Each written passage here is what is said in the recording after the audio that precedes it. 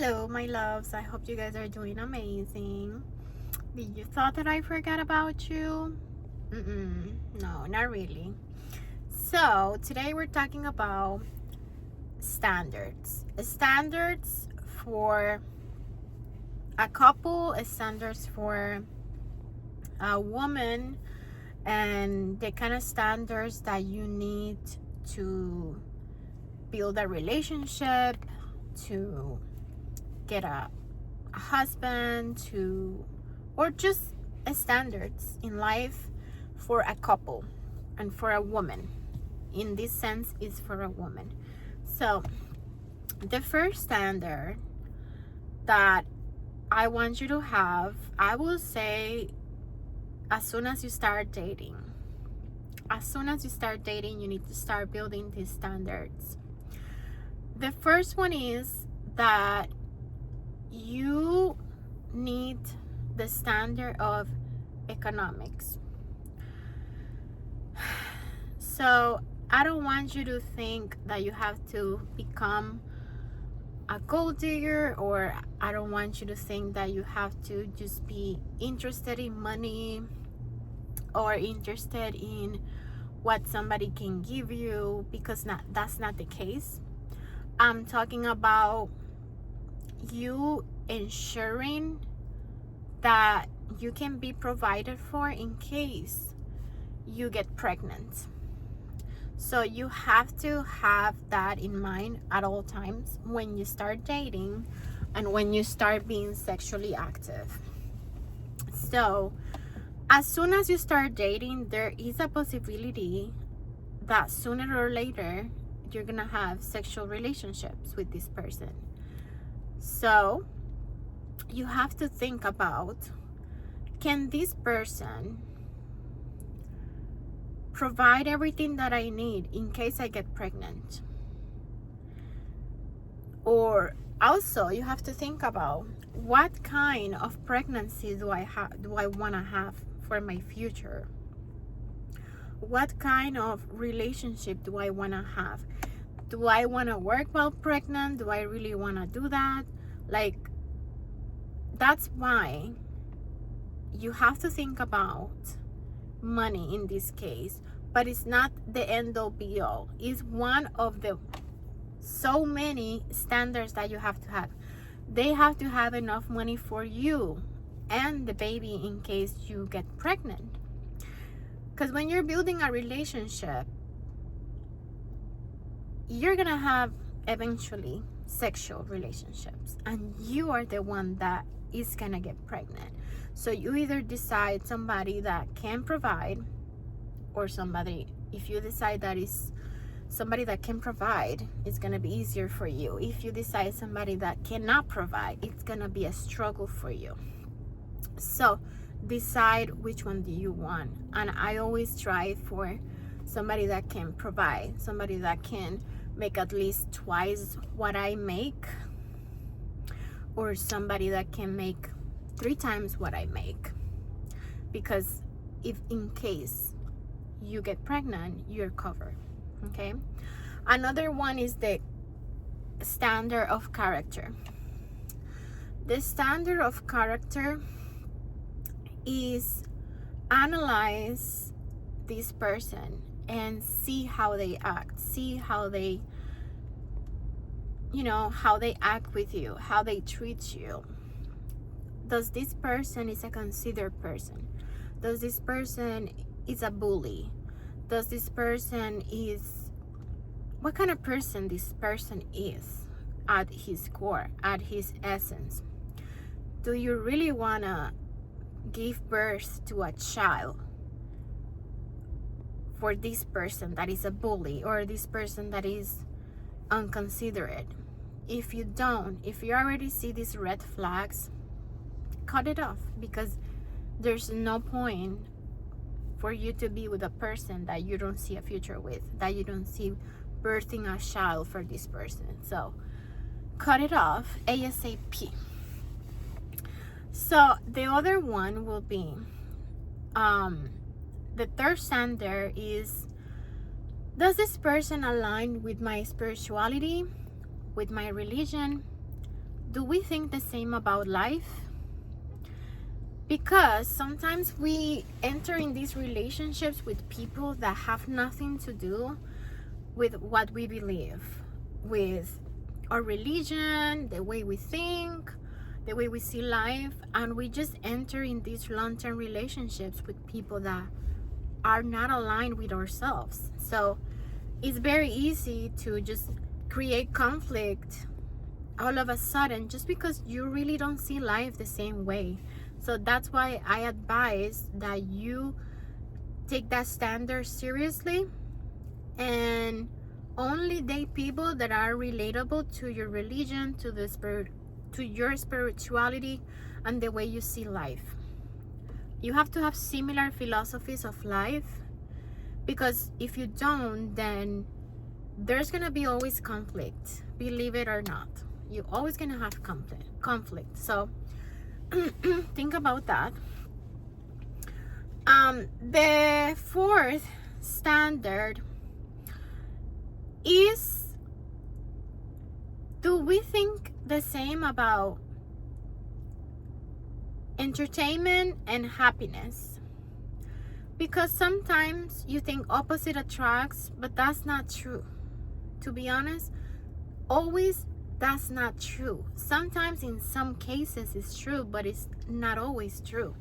So when we, for example, if I'm a person that I like to travel and I'm dealing with a person that does not like to travel, he's a lonely soul, he only likes, let's say, to play video games and things like that, and I don't play video games, I don't do none of that, and I'm the opposite. Like, I like to travel, I like to enjoy, I like to socialize, I like to visit different places, but this person that I'm dealing with is a lonely soul.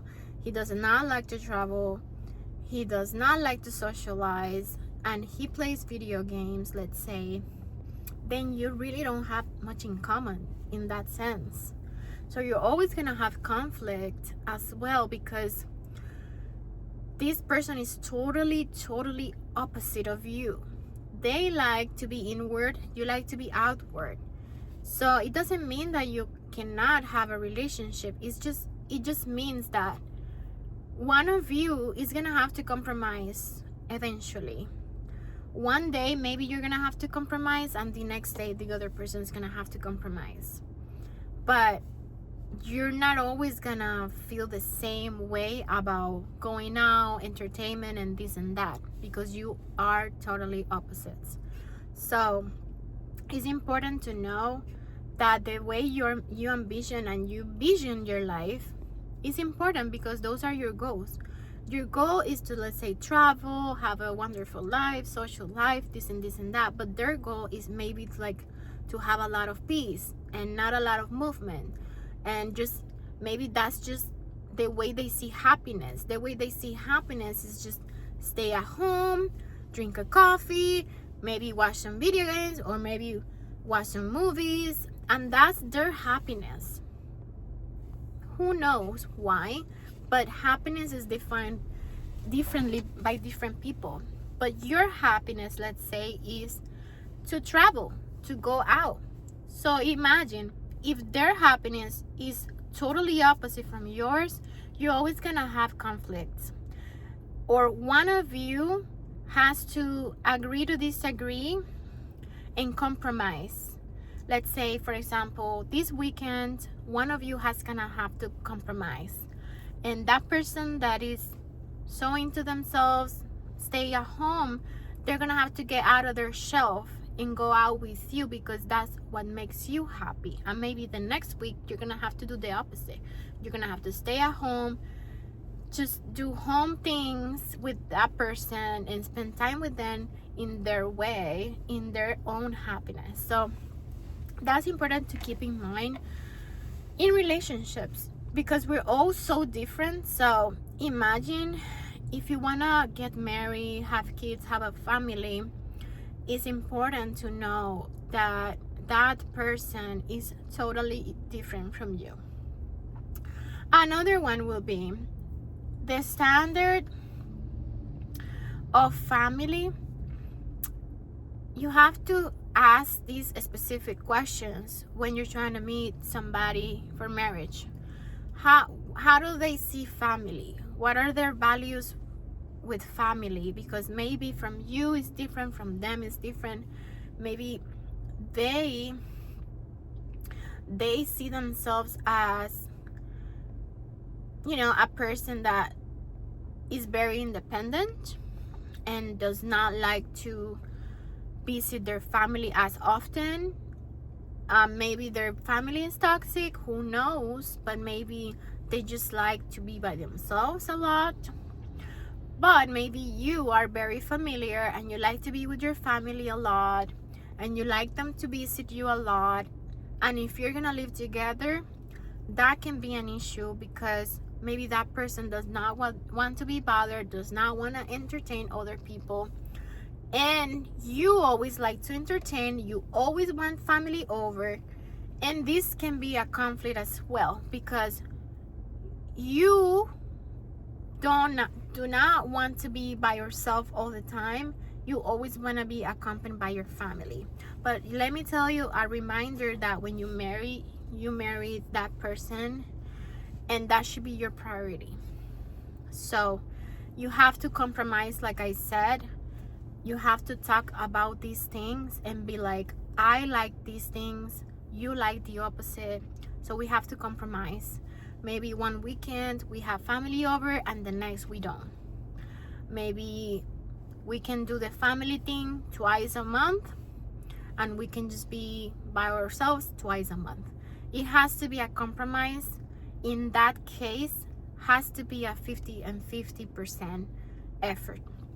Now, another standard is economics. Do you believe in 50-50 as a woman? The reason why you should not believe in 50-50 is because women give 120% all the time. Why is this? Because when you're trying to build a family, you can die literally in the table giving birth. This is something that men will never ever will have to struggle with, but you will. So nobody can ever give you this back, the risk that you face when you're giving birth. And that is giving life. Basically, you're giving your life to bring life. So nobody can ever say that women should give 50-50, because it will never happen. You always give 120% of your life to give life, to build a family. And you're the only one that can do it. Within you and your husband, you are the one that can do it. They cannot bring life. They can build the life within you, but you're the one that bring it into this world. So that 50-50, cancel it. Cancel. You as a woman should never accept 50-50 economically from a man, because you're always gonna be losing. Let me tell you. So that 50-50 mentality, you have to erase from your life. It doesn't matter if you make more than the men. If you make more than the men, then you need to realize, is this gonna work for me? Because when I give birth, when I get pregnant, he does not make enough for you and the baby. And you're already incapable of working because you are pregnant. You just gave birth, let's say. You're not capable of working at that stage, because the baby needs you 100% of the time. So imagine, that's not a good deal for you. You have to think about you, what benefits you and your baby. What kind of life do you really want to live next to this person? So I advise that you measure everything before it happens. Another thing is the love languages. love languages are very important because for you, maybe you give love a certain way, but your husband, your partner gives you in another way. You have to measure what is your love language, what is their love language, and what is a good equalizer of love languages between you and them. So you have to think, oh, I like gifts. I love when people give me gifts. I love when people do acts of service for me. I love when people take care of me and, let's say, bring me a cup of tea, bring me a cup of coffee, and they care about me, how I feel. Or when I say, oh, I have a huge headache, and they immediately run and give me a pill for a Tylenol, something to feel better. Or when I say, oh, my back hurts a lot, and they immediately run and they do a massage for me. That's because they care. It's acts of service. But let's say when it's the Valentine's Day, they forget, or they just say, let's say, oh, happy Valentine's, but they don't give you a gift, and that's your love language. It's gonna hurt your relationship a lot because that person probably had a gift for you, but you only said happy Valentine's, and that just literally kill the whole vibe of the day because you didn't have nothing for them. You have to realize and start asking, what is that person's love language? Like, do you care? What are the things that make you feel happy, So for me, I'm a mixture of everything. I love acts of service, and I love gifts. I love words of affirmation. I'm a mixture of everything. I really like when somebody tells me that they love me, and they back it up with actions, but also they give you a gift every now and then. So it's very important to know these things for a long-lasting relationship. And the last one will be sexually. Like, you have to be correlated because you have to know what the other person likes. You have to see how they see sexual relationships, and you have to kind of like try to please them, because at the end of the day, that's all about love, right? So you have to see what is important for them in that sense and try your best to do it. So yeah, guys, I hope these basic standards help you. I hope these standards are gonna function as a guideline for you to see your match differently, approach it differently, put your A's in the table, be very direct. And if you're looking for marriage, if you're looking for something very serious, say it from the beginning. Do not wait, or do not be like, oh, let's wait and see what happens. That's the worst saying for you ladies, because you have no time to waste. Your time is so valuable. So the fact that you're lowering yourself by saying, let's say what happens, or you're accepting somebody that says, oh, let's wait and see what happens, and maybe later we'll get married, but let's get to know each other first. That's the worst thing you can accept from somebody, especially from a man. Because wait and see what happens means that I can get the cookie, I can get what I want, but later I'll make you wait, or I will never marry you anyway, but I'll get the cookie first. So that's what people want. That's why I don't recommend that you move in before marriage. You have to have a ring on your finger before moving in, you have to have some kind of commitment before giving your body away. I would never recommend somebody to give your body away if you don't have no commitment, let me tell you, because you're gonna be left high and dry, let me tell you. So please analyze your actions. I did not have anybody that talked to me this way when I was younger, so what I'm doing is very important, because this can help somebody that is lost, maybe that they don't know what to do, and I hope this helps for you. Thank you for watching, and have a nice happy Monday.